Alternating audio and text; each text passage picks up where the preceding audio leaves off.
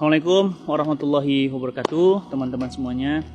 Hari ini ada sebuah penyakit yang bukan hari ini ya, sebenarnya sejak keruntuhan kaum muslimin, sejak keruntuhan kekhilafan Islam tanggal 3 Maret tahun 1924, ada penyakit yang luar biasa mengidap di dalam diri kaum muslimin, yakni Islamofobia, takut sama Islam.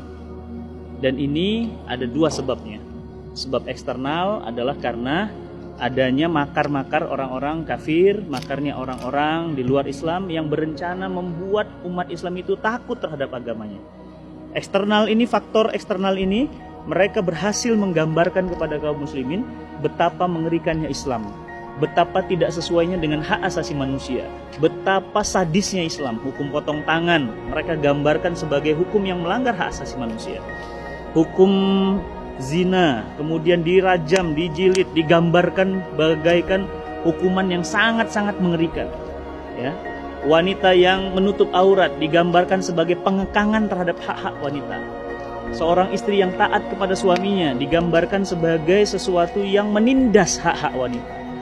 Waris dua laki-laki dan satu perempuan dianggap adalah bagian dari pelanggaran hak asasi manusia untuk perempuan. Eksternal faktor ini menggambarkan kepada kita, terus menggambarkan melalui media, melalui pendidikan, melalui kurikulum, digambarkan ke dalam benak kita bahwa Islam itu mengerikan, sadis. Bahkan digambarkan Islam itu suka perang.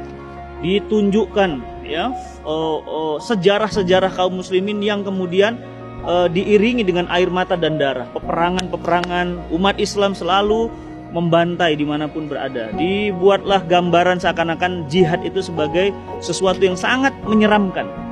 Faktor eksternal berhasil membenamkan pemikiran dalam benak kita, Islam menakutkan, mengerikan. Ditambah lagi dari faktor internal. Sudahlah faktor eksternalnya datang, faktor internalnya umat Islam tidak mengerti Islam. Coba antum bayangin, antum ditakut-takutin sama kuntilanak. Antum nggak ngerti kuntilanak itu ada apa enggak, makin jadi nggak takutnya. Mungkin juga kalau ngelihat kain putih di atas pohon, antum pasti ketakutan. Kenapa? Sudahlah eksternalnya seperti itu, internalnya bodoh. Jadi lengkap penderitanya, faktor eksternal, faktor internal. Nah, faktor internal ini apa? Faktor karena umat Islam itu nggak ngerti Islam. Ditakut-takutin hukum potong rajam, hukum potong tangan, hukum rajam, hukum jilid, jihad. Ya, ditakut-takutkan sebagai sebuah hal yang menakutkan. Ditambah nggak ngertinya kaum muslimin, makinlah dia. Maksudnya nggak paham terhadap agamanya sendiri. Jadi dia nggak mengerti kenapa dua bagian laki-laki, kenapa satu. Kenapa Islam membolehkan misalnya hukum poligami? Kenapa kemudian tidak poliandri?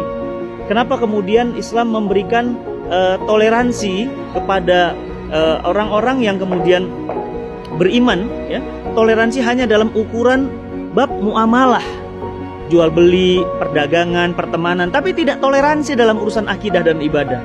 Jadi sudahlah, makanya umat Islam ini secara ilmunya memang terhambat, bodoh. Ya, kebodohan kaum muslimin yang kita sebut dengan jahiliyah modern ditambah faktor eksternal. Efeknya apa? Efeknya umat Islam hari ini takut dengan agamanya. Disampaikan khilafah, ketakutan. Disampaikan syariah, ketakutan. Disampaikan tentang jilbab, ketakutan. Jadi ketakutan-ketakutan inilah yang terus membayang-bayangi umat Islam sampai hari ini. Terus apa dong solusinya? Solusinya ya mudah, udah tahu penyakitnya dua. Ya solusinya dari dua juga. Solusi yang pertama apa? Menurut saya solusi pertama harusnya adalah internalnya umat Islam dulu. Pemahaman Islam ini harus direinstall ulang lagi. Difahamkan lagi kenapa Islam kemudian sebagai aturan dari Allah Subhanahu wa taala yang sempurna tidak mungkin menzolimi wanita. Jilbab itu justru untuk menjaga wanita, memuliakan wanita, menjadikan mereka itu terjaga dan seperti barang yang mahal, sampai harus seperti itu. Sehingga apa? Muncul pemahaman. Kenapa dua dibagi dua dan satu waris misalnya? Karena Islam sangat-sangat memuliakan keluarga, sehingga laki-laki memang dapat dua bagian, tetapi mereka tetap berkewajiban menafkahi anak, istri, adik, kakak, ibu dan yang lainnya.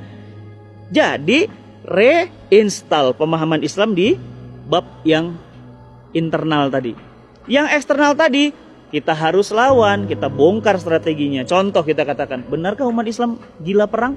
Pertanyaan saya, yang membunuh orang sampai puluhan ratusan juta dengan bom Hiroshima Nagasaki Islam bukan?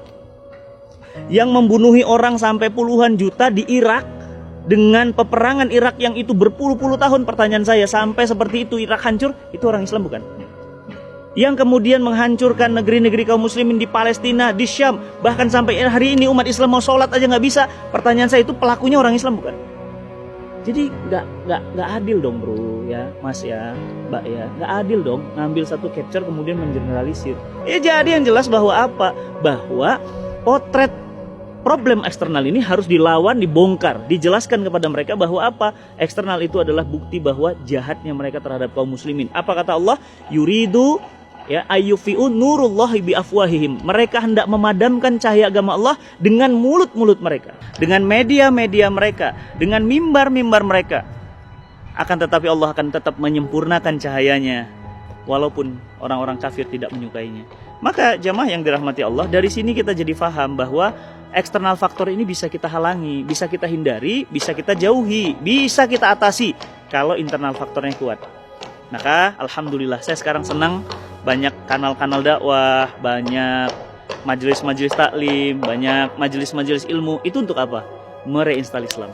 Maka sahabat semuanya, faktor eksternal akan bisa kita halangi, akan bisa kita jauhi, akan bisa kita atasi dengan pemahaman Islam yang sempurna. Maka sebab kemerosotan umat Islam, menurut yang saya pahami adalah karena jauhnya umat Islam dari pemahaman Islam yang benar. Maka yuk sama-sama kita perbaiki pemahaman kita dalami lagi akidah kita dalami lagi syariah kita dalami lagi bab dakwah kita, sehingga muncul kebanggaan bahwa Islam adalah agama yang mulia, agama yang harusnya dipeluk oleh seluruh bangsa dan seluruh manusia, sehingga kemudian Allah Subhanahu wa taala pantas mengatakan, "Walladzi arsala rasulahu bil huda wa dinil haqq liyudhhiru 'ala dini kullih wa kafa billahi syahida." Ya, maka wajarlah kalau Islam selalu dimenangkan, karena Allah Subhanahu wa taala nggak mungkin mengutus agama sempurna, separipurna kecuali Islam. Ayo teman-teman semuanya, rajin belajar Islam, mengkaji Islam lebih dalam sehingga kita bisa mengatasi eksternal faktor dan kita akan kembali mulia bersama Islam. Assalamualaikum warahmatullahi wabarakatuh.